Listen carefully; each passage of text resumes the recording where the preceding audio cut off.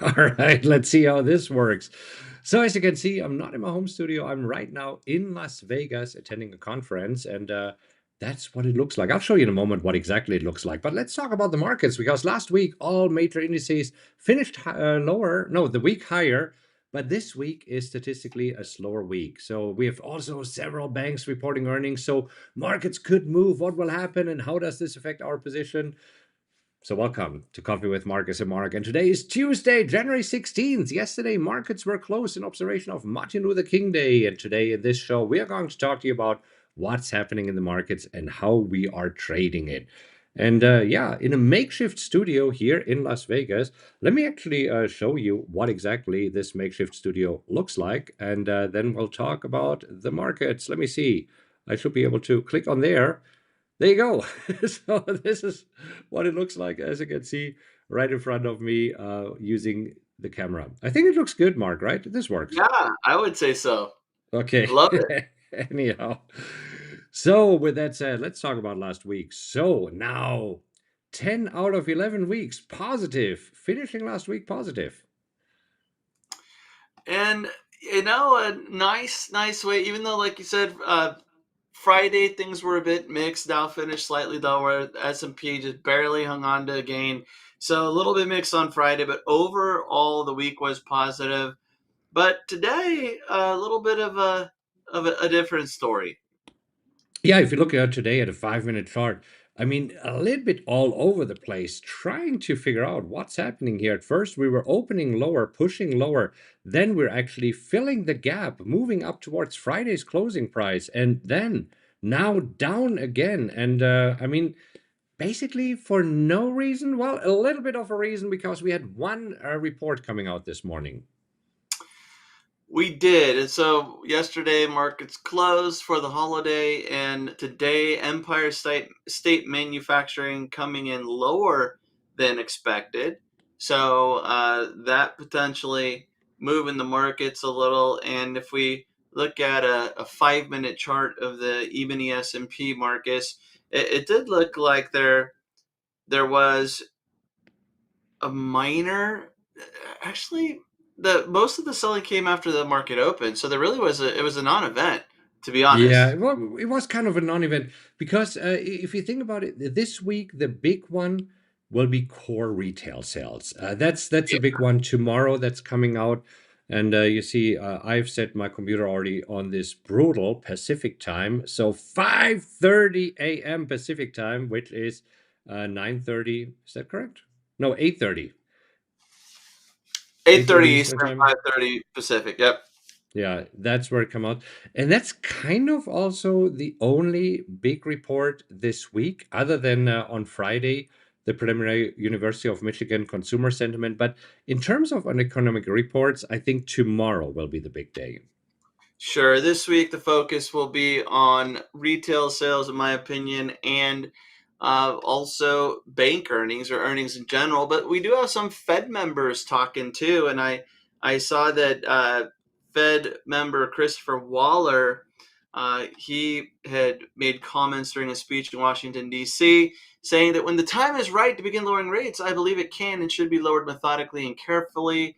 And it seems like markets are dipping a little bit right now, and that's the only news that I saw. But there is some more movement in the last 5 minutes than we've seen all day.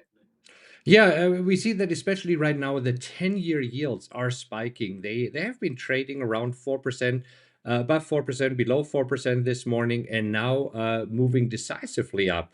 And so, I mean, let's see. I didn't really see anything that is moving the markets.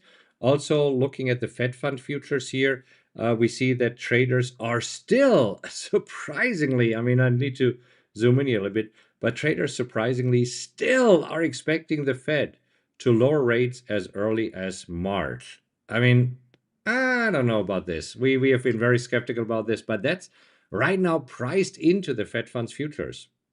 Exactly. So that's what the market right now is expecting, but at the same time, I think that the Fed doesn't expect that, and it might be a little bit early. There could be some, hedging with Fed funds futures that might skew it a little bit as well. But nonetheless, that's what the market's considering, and it does look like the market could potentially be moving to Waller's comments, but market trying to figure out what next.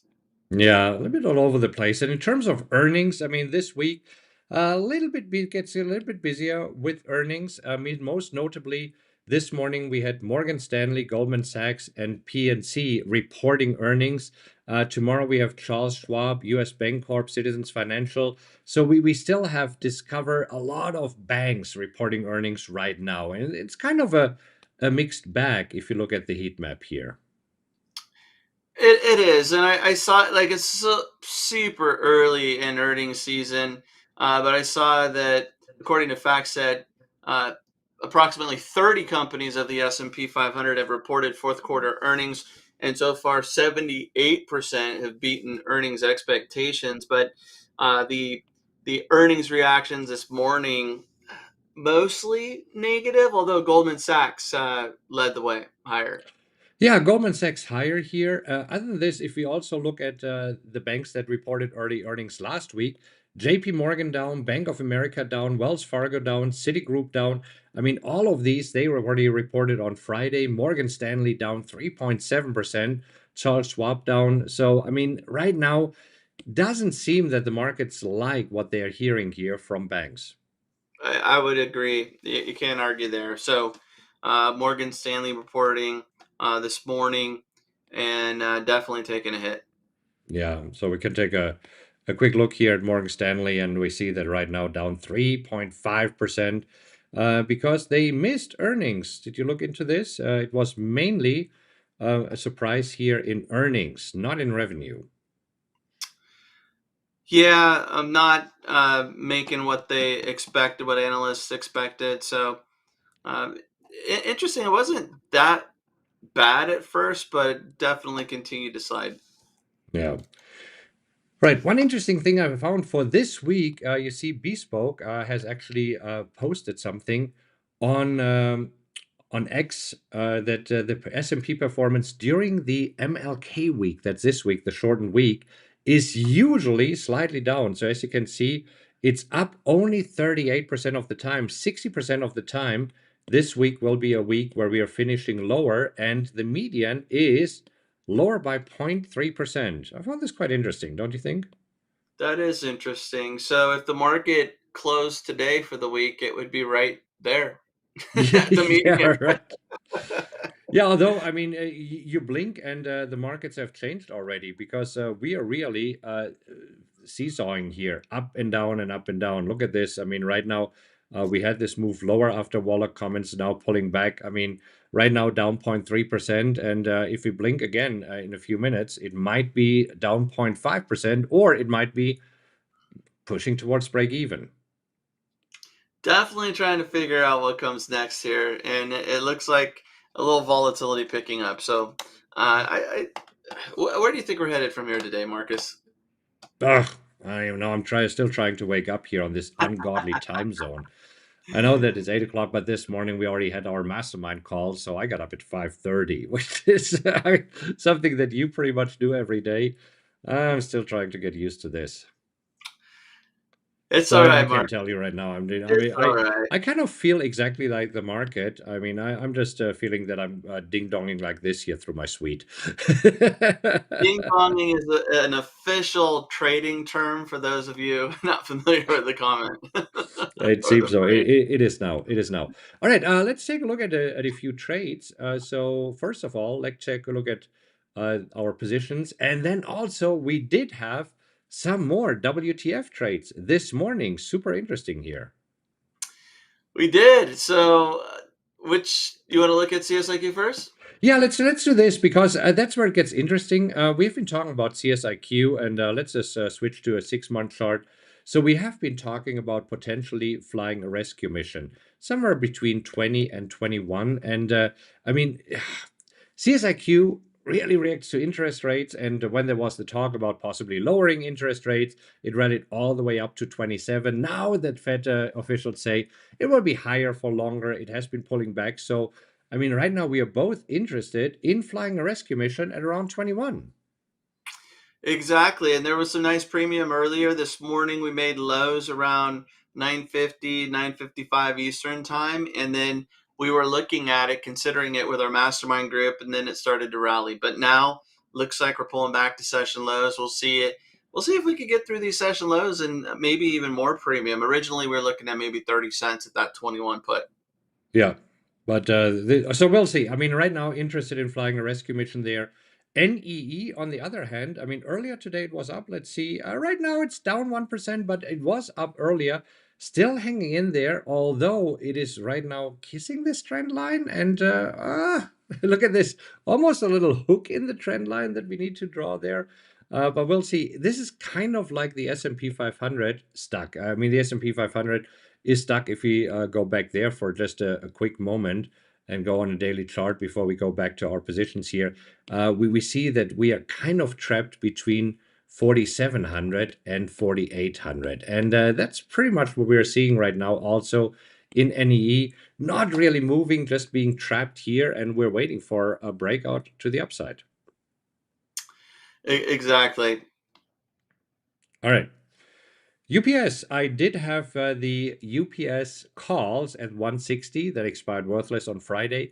This morning I was looking at it. Since UPS right now is down 0.7%, I'm not interested in selling calls.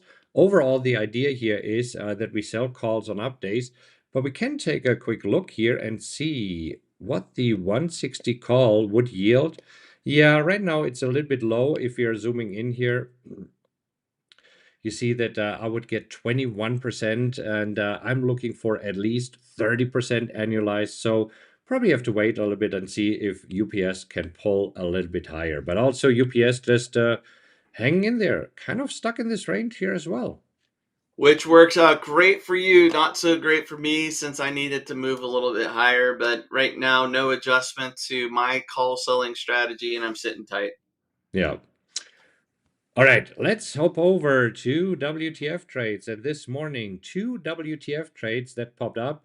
One of them being CVS. And so this were CVS. The entry signal this morning was at 76.65, and that's exactly what we bought it for. Right now, already trading at 77. So kind of doing what we want. And again, to clarify, WTF means win the fear. I always think that we have to clarify this to our new viewers here to make sure that you understand we're not throwing around any profanity. It's win the fear because we're looking for a pullback, and then we think that there's an oversold situation and look for a quick snapback.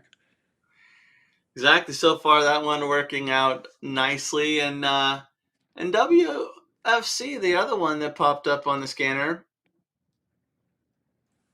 Yeah, This what's one, happening here? Just right there where it opened. So, I mean, yep. this where our entry signal was to buy at 46.77. Right now, trading at 46.76. With the weakness in banking sector, I'll take this. This hanging in nicely here. That yes, that works because you would think with all of the negativity in banks right now that there'd be a little more downside, but it's holding up. So Yeah. that could be a great WTF. So these are two WTF trades that popped up here, looking really good. You took both. I decided to just go with CVS. So we will see how this works out. Right now, CVS a little bit higher, but Wells Fargo right now just positive by 2 cents. Look at that. Big Yeah. money. All right. I mean, looking ahead, yeah, well, what do you think where we'll be at the end of the day? What's happening here? I really honestly think that the S&P will just remain trapped here in this range between 4,700 and 4,800 until we have a little bit more either economic news or earnings news. I think that we could see a little more downside today. Not this big sell off, but I could see us drifting though. It feels like the market is a little bottom heavy wants to pull back a tiny bit.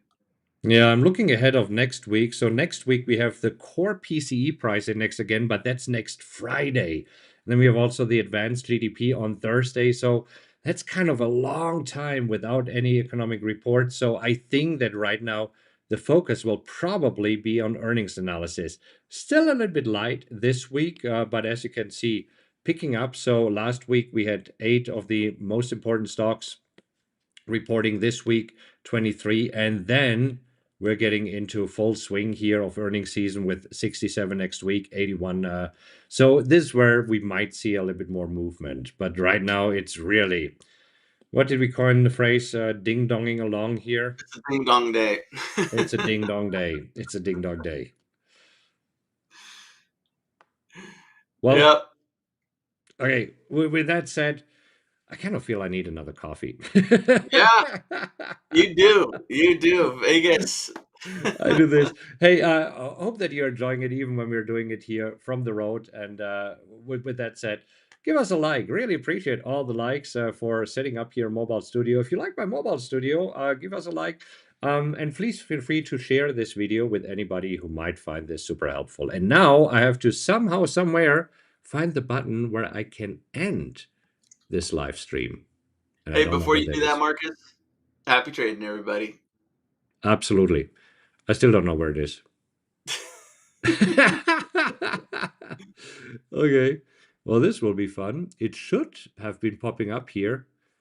What does this red button Oh, do? there it is. Okay, I needed to move this to another monitor. Okay. See y'all.